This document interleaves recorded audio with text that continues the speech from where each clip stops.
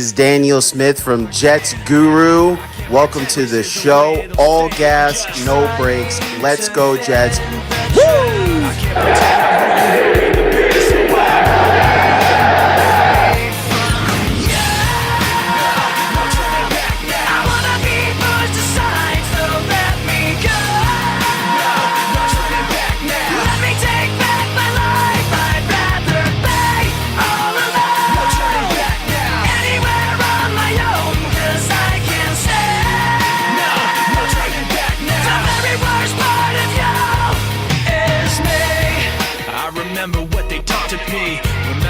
Sending talk of who I ought to be. Remember listening to all of that and this again. So I pretended up a person who was fitting in. And now you think this person really What's going on, Jets Nation? CJ the Painkiller D. Simone here, and you are watching Jets Guru. Now, give it up for your host, Mr. Daniel Smith!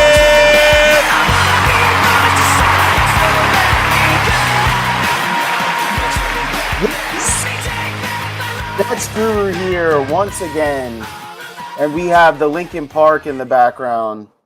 Man, what a good band. When they first dropped, they were so different than everyone else that came out. Even though they came from that rock, hip-hop type of mesh, they were really, really good.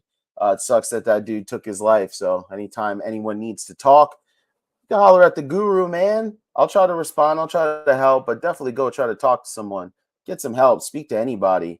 A lot of people are struggling out there, and we don't know what's going on. So sometimes just saying, hey, how you doing, goes a long way. So here we are once again, right?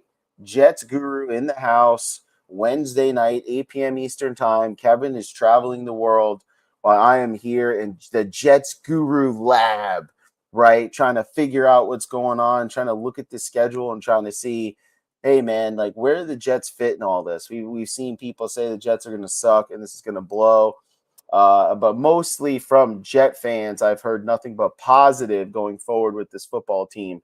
So, let's first, I guess, before we get into the schedule, let's talk just a tiny little bit about Quinnen Williams. Quinnen Williams, I believe the Jets will sign him. I don't think they're going to, turn this into another scenario where they have to trade a player because they don't feel like paying him. This is different than Jamal Adams. When you look at Jamal Adams' situation, Jamal was a safety. And, Joe had a lot of holes at that time. He had just came to the Jets, and he didn't want to put so much in one basket. And I commend him for that, being a new GM, first off, and a player that was very popular with the Jets and in New York. And he stuck to his guns and said, man, this is not how you rebuild a football team. And here we are, year 3. Has it been perfect? No. But they have a roster, probably on paper, the best roster that the Jets have had since Vinny and the Jets, in my personal opinion. This team, especially the first team, is about, they're there. They're locked in, as far as on paper, as far as talent. You go through the depth of this team, and you're talking about Corey Davis being your 4th, 5th wide receiver. That is absolutely ridiculous. Tight end room is stacked. Old guys, young guys, middling guys. Running back room is stacked. Quarterback room, we got Rodgers. Okay, we got Rodgers, right? So the Jets have so many weapons offensively. With the Rex Ryan Jets, it was a little bit different because we were more of a power team. What's going on, Matthias? We were more of a power team. So we ran the ball. We kind of bullied you a little bit. Mark Sanchez made a lot of mistakes. We caused some of Mark's mistakes later on in his career by letting talent go. But it was a different type of football team. This team has a chance to be a top 5 offense, in my opinion. Definitely top 10. And not just because they run the ball well, but because they're going to be able to throw the ball too. Joe has done an excellent job of putting together this roster. He doesn't want to waste this. He wants to get Quinnen signed. It just has to be done at the right time. He knows what he's doing with contracts. And the thing that I love about Joe Douglas is Joe Douglas actually works for the New York Jets. He's not fans like us, right? So he has a responsibility to go out there and to make the Jets competitive year in and year out and build a roster that's going to be competitive over the long term not just during one season with Aaron Rodgers. And I think we lose sight of that, when we look at this team and we look at the expectations that come with being the New York Jets. You have to understand that this guy is trying to put together a complete roster. There's players that are leaving next year and the year after. And maybe you have your draft and you have your stuff set up where you're saying, you know what, this draft is really heavy at the end position. That's why I like a guy like McDonald. I think he fits in right now what we're trying to do. We might have two guys on the defensive line gone next year. And then what do? Then you're drafting another guy in the defensive line that year that those two players leave, instead of progressing and fixing something else on your roster when you have an opportunity to get a guy, let's say, like McDonald right away when you like him, right? Right away when you like him. And that's what I like about Douglas. He builds a raw. He doesn't wait to go, oh, we're going to wait to get someone like AVT. No, we're going to trade, and we're going to trade up. We're going to go get him. Like, we don't care.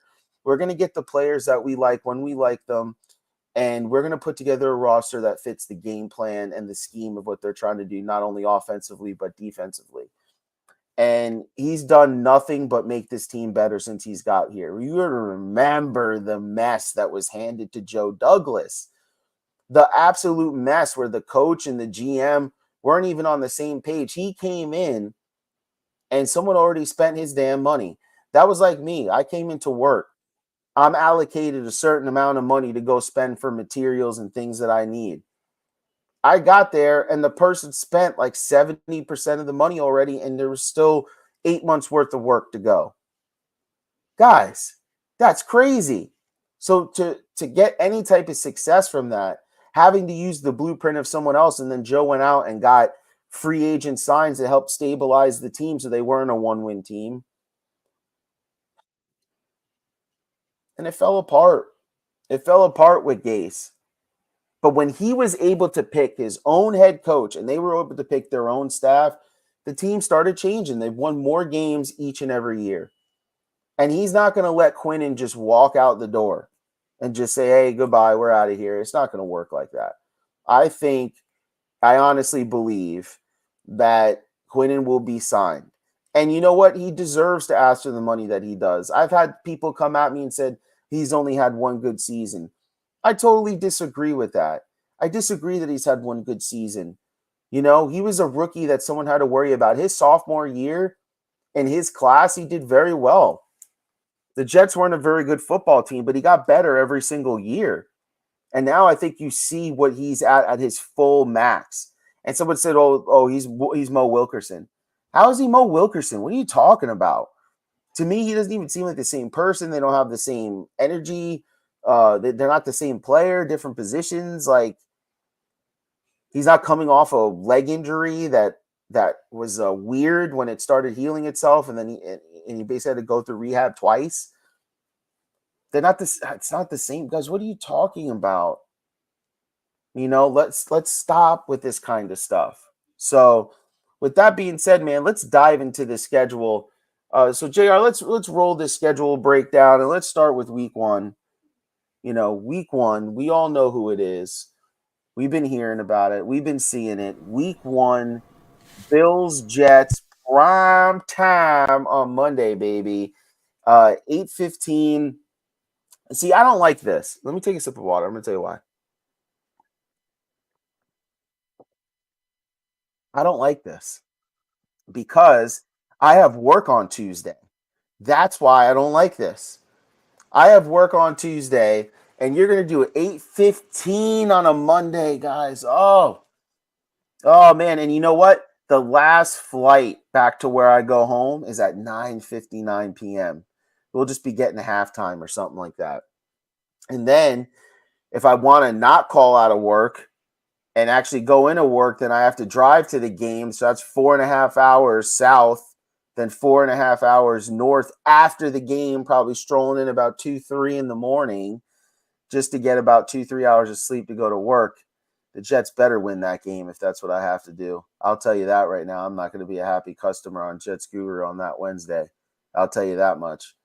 But looking at the game, I mean, listen, the positive, it's a home game, your first game. So all the expectations of what the season can be, you got them at home with Aaron Rodgers on your side. The energy level is going to be out of control. The players are going to be juiced up.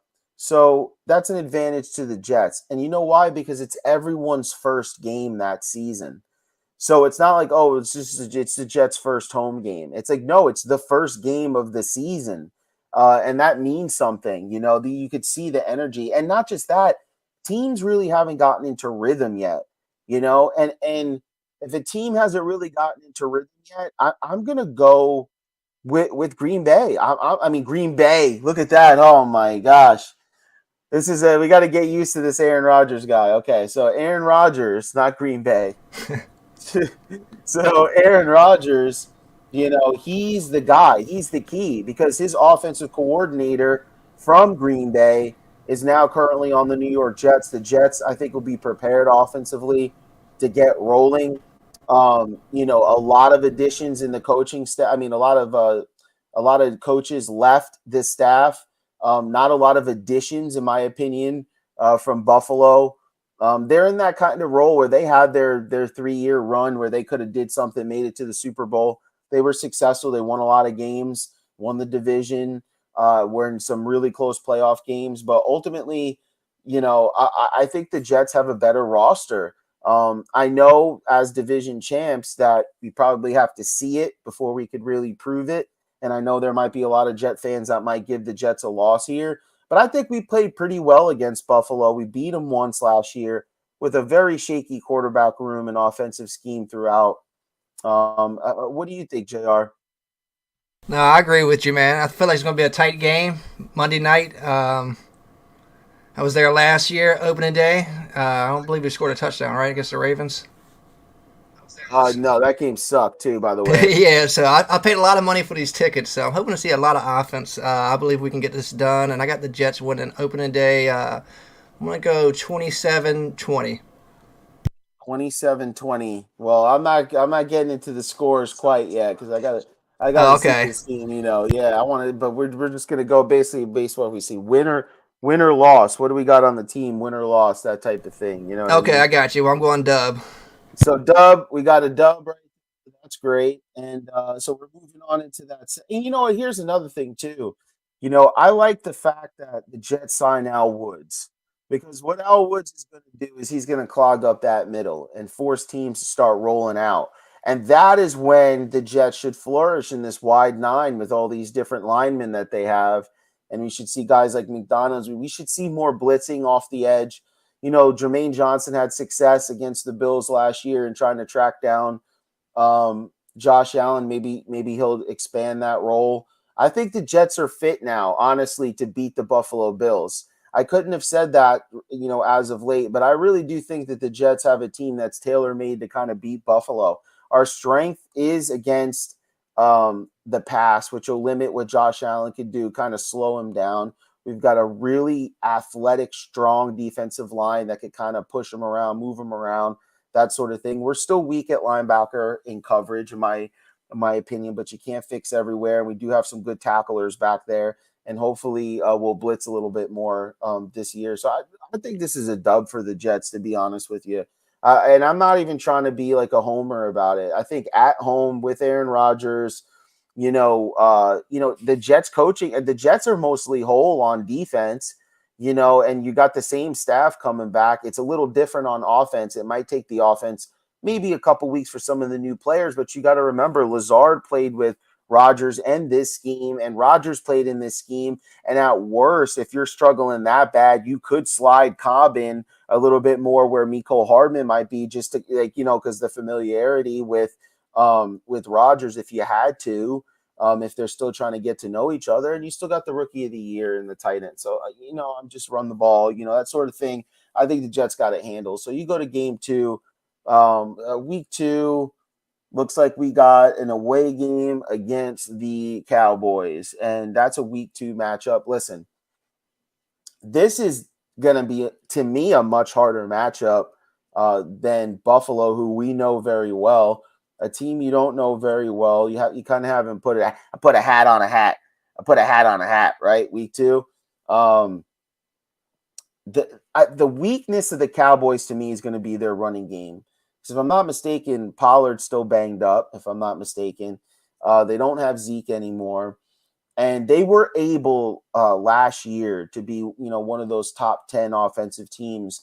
But to me, again, this is going to be a defensive matchup. I mean, look at this. Some of the players on their team, Vander Esch, Stephon Gilmore, Diggs, Dexter Lawrence, Parsons, Jabril Cox. They got a lot of good defensive players over there. That's not going to be an easy matchup on the road. And here's another thing too. It's a short week.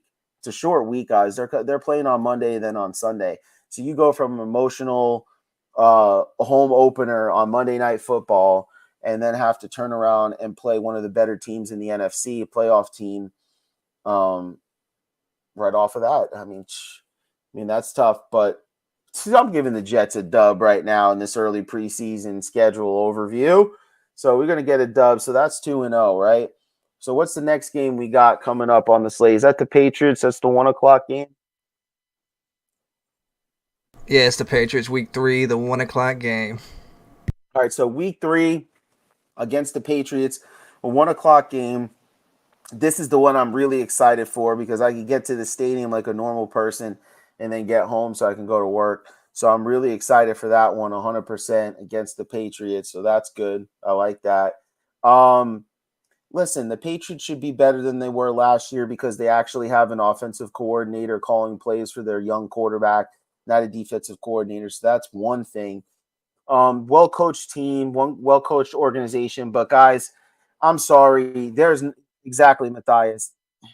All those times where Bill Belichick, he used to run the score up on the Jets and all that kind of stuff. That time, you remember all that? Yeah. Now, what I'm going to say as an organization, if I'm Woody Johnson, is I say, listen, I don't care if we're winning 35 zip or 45 zip. I'm going to need you to keep turning on that pressure and keep going for it. I don't care if it's with the backups or whatever, but we're going out there to get points and stack points against them. We're not just going to run the ball because, these guys try to embarrass us as an organization. We want to make a little stand, and that's how the rest of the league should do it. I don't want to hear any of this. Well, we got to play within the game. No, dude, not if you're the New York Jets, man. This team embarrassed you for years, and what sucked about it is maybe in any other time frame in my whole entire life, even when Dan Marino was around and Jim Kelly and all those boys, still, they dominated for such a long time that even when the Jets had decent teams, it always felt like they were always going to be behind this team, this franchise, no matter what they did. So it is time. It is time to stomp on them big time at home, big time stomping. Aaron Rodgers, just everything. I want to see the double check, all that. I don't care. Everything. Just throw it out there because I'm tired of the Patriots and I'm still tired of their fans and I'm tired of them all. Like, you're going to have to be on the dirt for a while like everybody else has to be, at least for a couple seasons. So I'm going to go ahead and going to give the Jets a dub there. So we go to 3-0. So we're 3-0. We're dubbing out right there. Who do we got next? Week 4. Yep. This is the one. Now, listen right here. I'm going to tell you something about this game right here. The only benefit to this game right here is at least on paper right now, is the fact that the Jets are playing at home, right? They don't have to play in Arrowhead or none of that. They're playing at home. So that is the one benefit that this team has. Other than that, we're going to see how good the New York Jets are. Now, let me tell you something right now.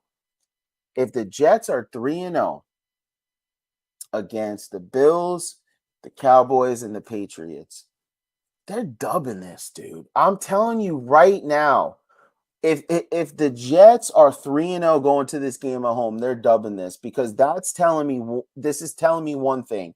The offense is on point, right? They're telling me that they're keeping the points low because you're playing teams that have had explosive offenses. You're talking about the Cowboys, you're talking about the Bills, you're talking about the Patriots that are a well-coached team, so your turnovers are probably low. To me, if they do well against the Bills and the Cowboys, they got a really good chance of dubbing against Kansas City at home. Again, the Jets are built for stopping high-octane passing offenses, where the Jets pissed me off last year was that they couldn't stop the run at times, which, if you know me, I can't stand that. There's two things that I can't stand. One, when a team can't stop the run, and two, when a team is absolutely horrendous at stopping the run. Dude, when you just watch a team get 4.5 to 5.5, 6 yards, like that's what it seems like. 2 runs, first down, 2 runs, 3rd and 1. Constant. That's what drives me insane. Now, they weren't that bad, but at times they could really not stop the teams that they were playing against. Getting Al Woods, that's a big time thing for sure, 100%. That's going to help. A new rotation on that defensive line, another year under that scheme, I think will benefit well. But they're built, their secondary, to contend with teams like Kansas City, teams that could spread the ball around. And so for me, if the Jets are rolling in at 3-0, it's going to be a dub. So let's go ahead and move it on to the next game. You don't even have to I know they got Patrick Mahomes. I know they got Kelsey and a host of other receivers that he could throw to because he's that good. But at home in October, 3-0 with Aaron Rodgers, with Garrett Wilson, those boys, that after just beating the Bills at home, the division rival who won the division, who's played Kansas City just as tough, then they go and play a Cowboys team that was top 10, I believe, in offense and defense last year. I mean, I'm just saying, man. And then they go and they play another division rival that's owned them for damn near almost half my life now, and they put them in the mud. They're ready for Kansas City. And then they're going to go ahead and they're going to go to Mile High in week 5. And this is the one where you can maybe take an L here, but I'm not going to do it right now because you know why? After beating Kansas City, and you look back and you're like, damn, they beat the Bills at home. They beat the Cowboys in Dallas. They went ahead and beat the Patriots. Then they beat reigning Super Bowl champions at home. And then they got to fly out and play Let's Ride. They got to go out and play Let's Ride. They're not losing to him. Not 4-0. JR, next one, man. Come on now. We 5-0. I'm not even playing around anymore. So then this is what happens, right? Now, don't get me wrong. Denver has a good defense, but we saw it already.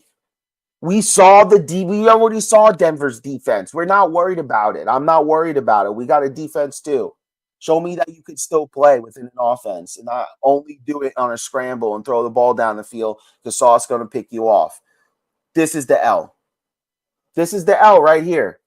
This is where we get that first L of the season, okay, is against the Philadelphia Eagles, okay? But we're at home, though. Oh, man. And we never beat them before, and we got Aaron Rodgers. This is the first time we beat the Eagles. See, this is the time for me to be a homer, is right now, right? This is the time for me to be a homer, in all honesty. Is my computer going to die? Hold on. I think my computer's going to die. Hold on. I would hate to do that in the middle of this. So let me go plug my computer in. You got kids, they come in here and they start unplugging everything, man. They don't put nothing back. You already know that. Dang. Got me out here. All right, so this is the time for me to be a homer, right? Before they start playing and there's analysis and statistics and what teams do and what teams don't, I'm just going based off of what I see right now, right? At home, they already beat Dallas. They already beat the Bills. They already beat the Chiefs and the Patriots. And they already beat Let's Ride. Bro, get them out of here. The Jets are undefeated still. Keep it rolling. If this was in Philly, I would have gave Philly the edge. But not this year, baby. The Jets stay undefeated. Keep it rolling, JR. What do we got?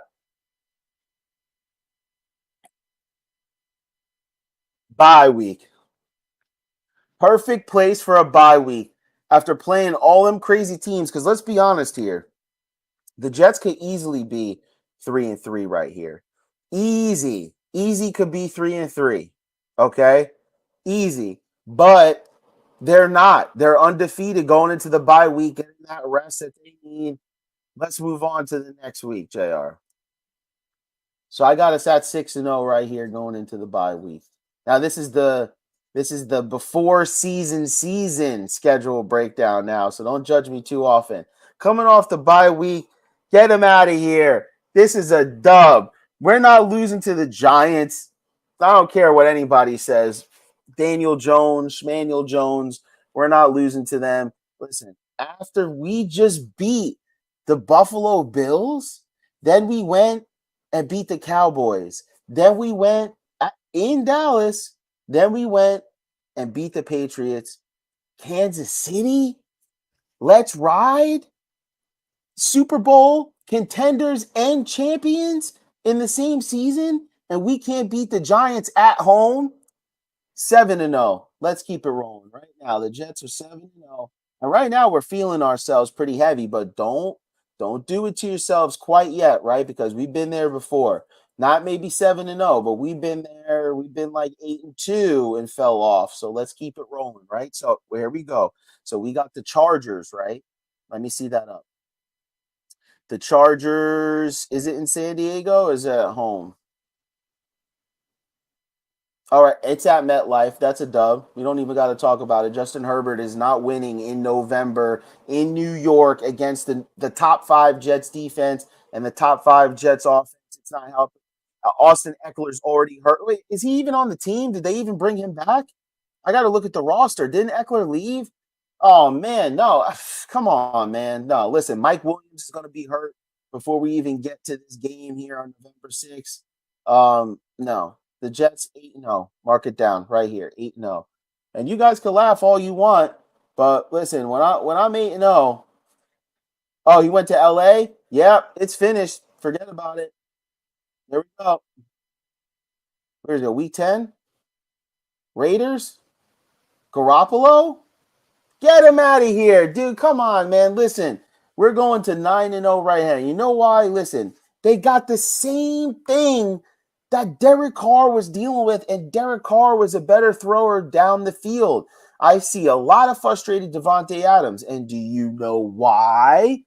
Because Garoppolo won't even be healthy enough to throw Davante Adams the ball half the time. Waller's not there anymore. He's with the Giants. And Jacobs, come on, man. 9-0. Keep it rolling, JR. Undefeated New York Jets right here, 9-0. And back to the Bills. Now, this is where it can get tricky right here, okay? In Buffalo, tough place to play. Buffalo's going to want a little something back. They know the Jets well. I mean, the Jets can't go undefeated, right, the rest of the season. So this is where I'm going to give them their one loss right here. I don't like playing in Buffalo whatsoever. There's like no Jet fans there, dude. It's like, I mean, you go to other stadiums, and it's like mixed crowds. They travel well, but no one wants to go to Buffalo, dude. Especially November 19th, and you already know Thanksgiving's coming up. You know, it's expensive. Nobody from New York is trying to come and watch this game in Buffalo with a bunch of Bills fans in the cold. No way, dude. So, the Jets are going to take that loss. So we go to 9-1. Let's move to the next game. And obviously, we'll go through this more in depth as we see the team and all this kind of stuff. But we're just having fun with it tonight because Kevin is traveling the world, so we can't have him on right now. So you know how that is. So listen, on Black Friday, okay, the Jets come out here. Is that a short week? Is that a short week, JR?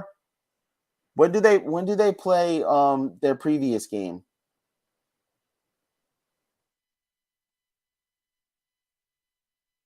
Dude. All right, so November 19th, and then we go November 24th. So, yeah, short week. Dang, dude, is that I think that might be the shortest week any football team has ever played. 19th to the 24th. Right? Or is yeah, because when we play Thursday night.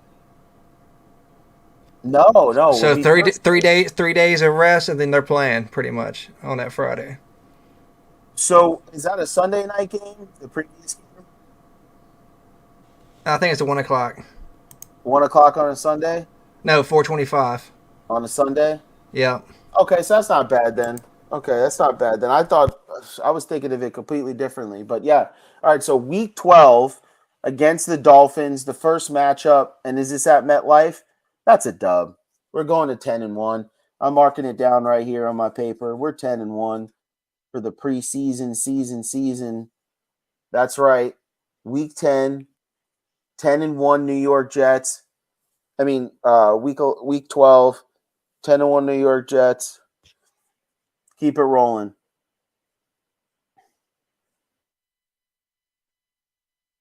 Dub, next one, 11-1. Not even talking about it. I don't even know who's playing quarterback. But You probably gonna run the next one too. Week they got 14, Houston. Pass, keep it going, 12 and That's at 1. home too. 1 o'clock. Yep, we definitely don't need to talk about them. Complete Week mistake. 15, headed to Miami. I'm gonna say we're gonna lose right here. I don't think we're gonna steamroll. We're gonna lose somehow. I don't think. You know what? I hate the Dolphins so much, and this is a time to be a homer. 13-1, JR. Roll it. I'm going with the win there. We're going to sweep the Dolphins this year. We're going 13-1. I'm not playing around out here. Christmas Eve. Sweep them 14-1. Let's go. Commanders ain't got nothing for us. What else we got here? And week 17, Thursday night football. 15-1. Is that what we're talking about here? Am I missing anything? Am I missing anything right here, guys? 15-1 New York Jets. We're gonna get that bye, right? We're gonna be playing at home. Okay. That's a dub, dude. That's a dub. That's a dub. To be announced time. So It's a dub. That's a dub. 16-1. It's a dub right there. Now listen. As the season gets closer, I'll be a little bit more realistic and break it down a little bit better than that. But we just wanted to have a little bit of fun with it, right? But I mean, realistically, looking at these games with the roster that we have, there is not a single game that we can't win. So I would say being somewhat realistic here, right? Going over the schedule, being somewhat realistic. They probably beat the Bills at home. They probably lose to the Cowboys. They probably beat the Patriots to go to 2-1. They probably lose to the Chiefs 2-2. They probably lose to the Broncos 2-3. They probably, I would say, win against the Eagles 3-3. Bye week, beat the Giants 4-3. Beat the Chargers 5-3. This is where they start to get on the roll. Beat the Raiders 6-3. Lose to the Bills 6-4. Beat the Falcons 7-4. Beat the Texans 8-4. Beat the Dolphins 9-4. Beat the Commanders 10-4. Beat the Browns 11-4. I guess we'll see how the Browns are. I'm not going to completely discount Watson and that running game and all that kind of stuff. They could be a lot better. But I see the Jets probably losing like 4 or 5 games maximum, if I'm just being fair at how I'm looking at the roster and the schedule breakdown now. And the toughest stretch of the season is going to be the first 6-ish games or so, 7 games. After the bye week, the schedule gets a lot easier. So this is going to be the determinant factor for the rest of the year when you look at the schedule. If the Jets are like 5-1 going into the bye week, then there's a good chance that they can win like 13, 14 games. And I'm not even joking, because it just starts to get so much easier as the schedule goes down in the year that favors them. And the good thing about it, at least their tough schedule, at least they have a lot of home games against some of these teams. Like, you go over and you look at the schedule. I mean, I really wouldn't want to play the Chiefs, in Kansas City. So it's good that we play them there. I wouldn't want to play the Eagles in Philadelphia. We get to play them at home. You get to play the Chargers at home, which is great. So you don't have to stay there an extra week. You literally go. And check this out too, which is great, is the Jets. They play the Eagles bye week Giants. So they're still on the East Coast. Like, Philadelphia is not that far away from their home base. So it's kind of like Philly bye week, Giants. So you got like almost a whole month where you're going to be at home, not a lot of travel time for the team to gear up. And then they just play the Chargers at home. So it's literally a month within the East Coast area, very tight. Then you play the Raiders and the Bills. So you come back to East Coast after only one game instead of the two. And then you really have then you play home at the Dolphins. And then so really it's 3 weeks until you have to go and play in Atlanta. And actually, no, I'm looking at the schedule. Dude, this is amazing, dude. This is amazing. So let's go over this again, really quickly.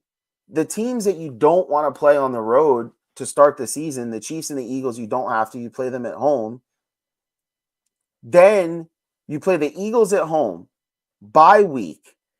Then you play the Giants at Giants, which is home. Then you play the Chargers at home. So you're literally at home for practically a month, right? Then you play at the Raiders, so then you travel West Coast. Then you come back East Coast week 11 against the Bills. You play the Dolphins and the Falcons and the Texans at home. So you spend another month after one game away on the West Coast, on the East Coast, at home. Dude, that's amazing. You could really stack up some wins and feel well-rested going into the last month of the season, where you play the Texans, the Dolphins, the Commanders, the Browns, and the Patriots. Don't tell me that the Jets can't win 14 games. Just looking at it how I'm looking at it right now, how that doesn't make sense with the roster that we have. Again, injuries, blah, blah, blah, this, that. I get it. I get the whole nine. But again, this is the time to be a homer. We can get more serious once we see on paper who these teams are actually going to be. But thank you guys for tuning in so much to Jets Guru. Thank you for JR with all the graphics and the stuff that he does. Next week is going to be a bye week. We're going to have a little team meeting unless something crazy pops up. We're going to start figuring out ways to get the show to you in different formats, get that merch out there. We want to add a female member to the show so we can expand and get a larger base. So if you know anyone who would be interested, please let them know, show them what we do. And listen, just appreciate the support each and every week. I know in the off season, it kind of tails off from time to time. Thank you, Gregory, for the support. But for the most part, you guys are always here each and every night. It's good to put together a show for people who actually listen. So appreciate the support. Thank you so much. And hey, JETS, Jets.